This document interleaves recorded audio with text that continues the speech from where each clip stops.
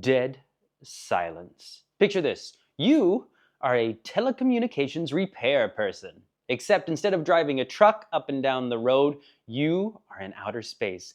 You're in a spaceship and you are going down a line of communication beacons in our solar system.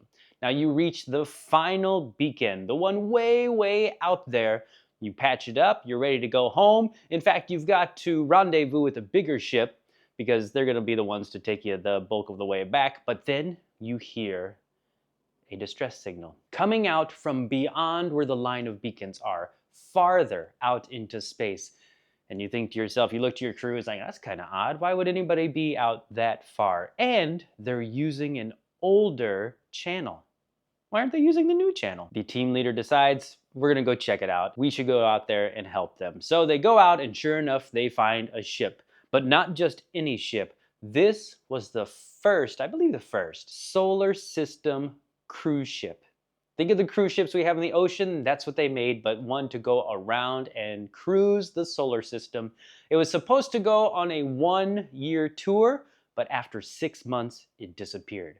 Now, everybody on this repair crew knows this ship. They know who the people were who were on the ship, the rich and the famous, the who's of Earth. There are actors, athletes, even a princess from a European country, some reality TV show stars. So they're like, holy cow, I can't believe, because the company said we looked for it and we can't find it, it's gone. And that was over 20 years ago. And this crew is like, holy cow, here it is.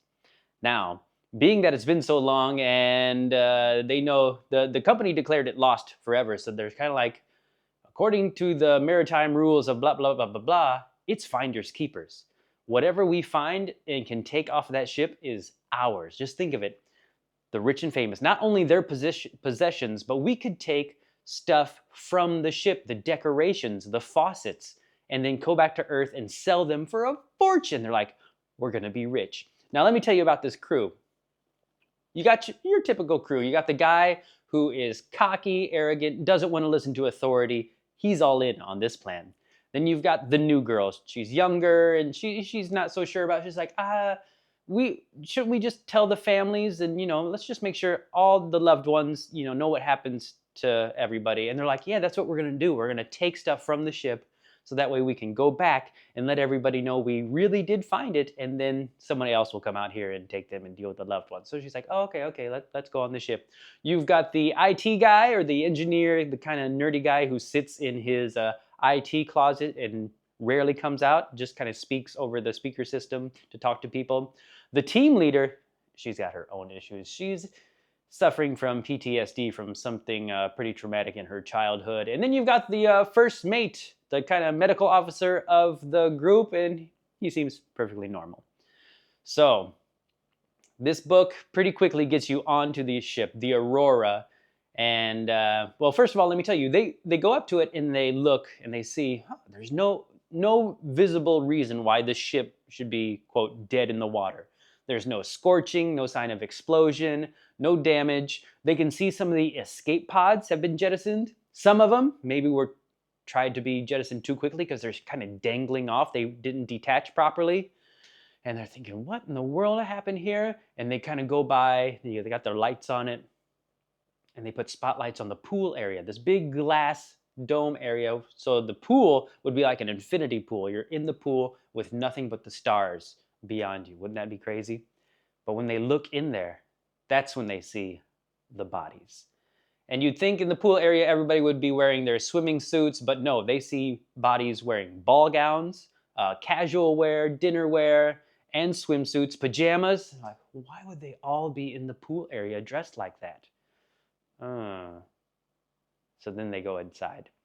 And it's pretty creepy what they find inside. I won't tell you what's going on. Obviously, this is the non-spoiler section, but this book is great with how, this is the first book I read by S.A. Barnes. First book of hers I read, and it's really great how she sets the mood going in there. Because you can imagine there's the artificial gravity is off, so when they go in there, stuff's just floating around. There's no power going through, the environmentals are off. So it's dark. You got random stuff floating around. There's bits where, of course, like we do at night. You get out of bed and you think you see something, a shadow, but it's like, oh, it's just my chair with a pile of clothes on it. So you have some of that stuff, and it's really creepy what they're going through and looking through stuff, what they see on the walls, what they see of the people. Yeah. So that's what you're going to discover. What exactly happened to these people? And I won't tell you any more than that about what goes on the ship. I will tell you that the story, at least the first half, is split in two. Because the story about the ship is actually kind of happening in the past. Because we also jump to the now, where our main character is being interrogated by a couple of guys who have come to visit her in a rehabilitation center. And it's just her. Where are her other crew members? Well, they're not on Earth. What happened to them? These guys are interrogating her pretty hard. In fact, kind of insinuating that she's the one who's responsible for all the bad things that happened after she boarded that ship. So the first half, and it isn't much. You get most of it is on the ship, and then it kind of jumps forward where they're asking questions or want to revisit some stuff. So most of it is on the ship. And then the last thing I will tell you, just so you know the structure of this book, at the halfway point is when everything catches up and it's just here in the now, and we go on from that. So the first half is really all what happened on the ship, and the second half is here in the now, because I will tell you, they want her to go back.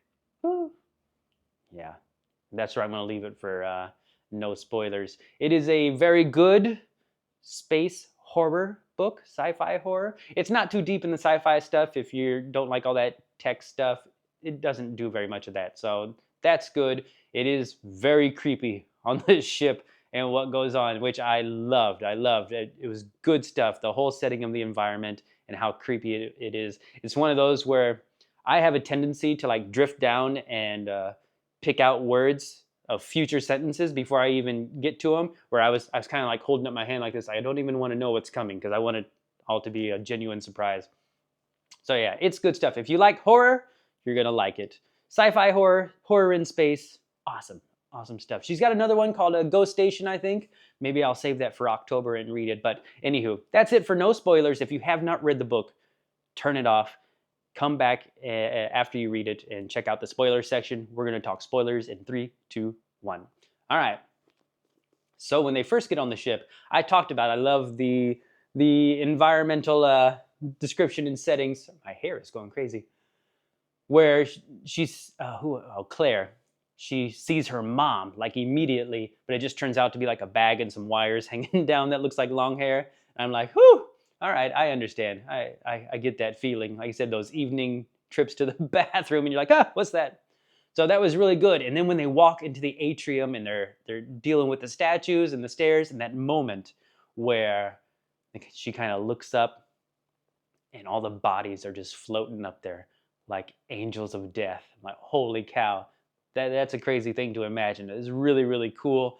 And the other bodies they find, man, what a good mystery it was going through those rooms, and they find that girl who hung herself off like the lamp fixture on the wall, hung herself, yet she had all those scratches on her face, and they're like, she did this to herself.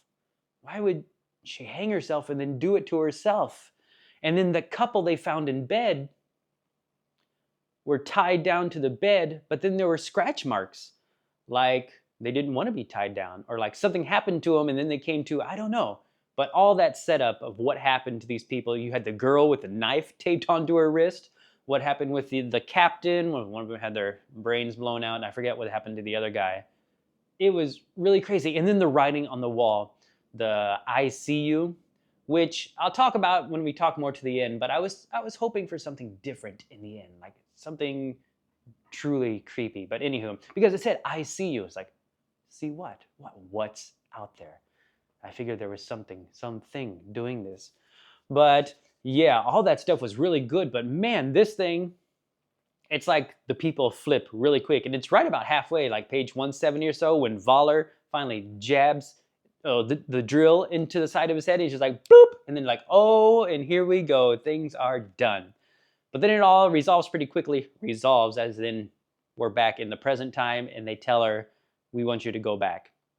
Which I think that happens in one of the Aliens movies, the Aliens 2, where they tell Ripley to go back up there, or they find something. So that's all I could think about. But yeah, having her go back, and then because they get the distress signal from Kane, which is crazy, and it's really nuts. 2 months. How did she get back here?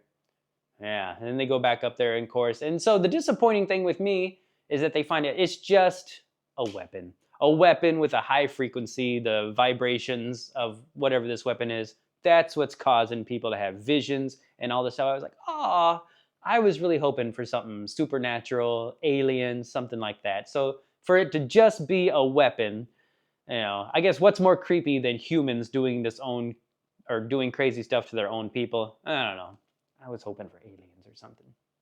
But anywho, so that was a big revelation. And then, who is it? Max is gonna backstab Reed, and he pushes him into that room too. And he's like, "Hey, thanks a lot. You're all gonna die."